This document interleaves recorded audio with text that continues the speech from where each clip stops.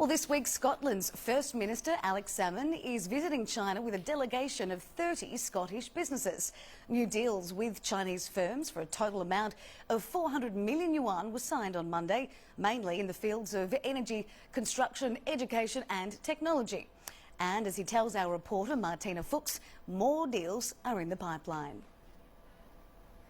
The cooperation, the trade agreements between Scotland and China have been proceeding and increasing vastly. In 5 years, they've increased by 88%.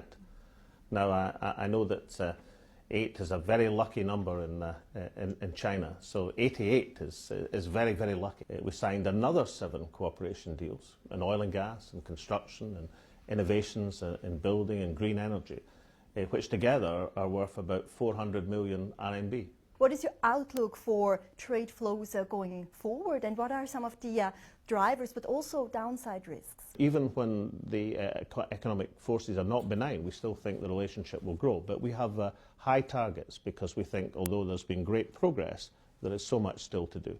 And certainly in this visit alone, with the number of agreements, the number of new areas, of new companies being introduced to each other, this is a relationship which is flourishing, an economic relationship which is flourishing, because it's based on an underlying relationship, which is very, very strong indeed.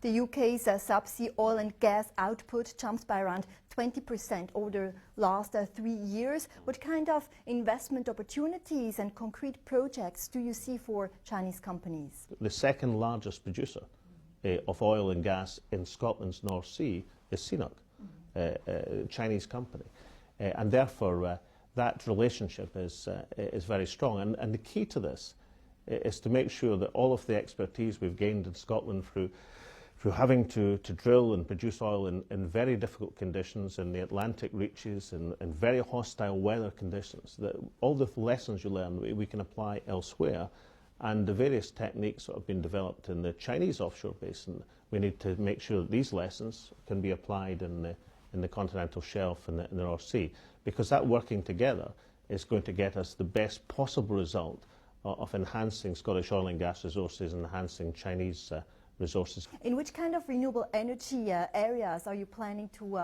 cooperate further with the Chinese, be it solar or wind energy? A quarter of Europe's potential offshore wind lies in Scottish waters. What's exciting is that offshore renewable technology has a particular application. We have much onshore wind technology in Scotland, but China has more than any country in the world in terms of onshore wind.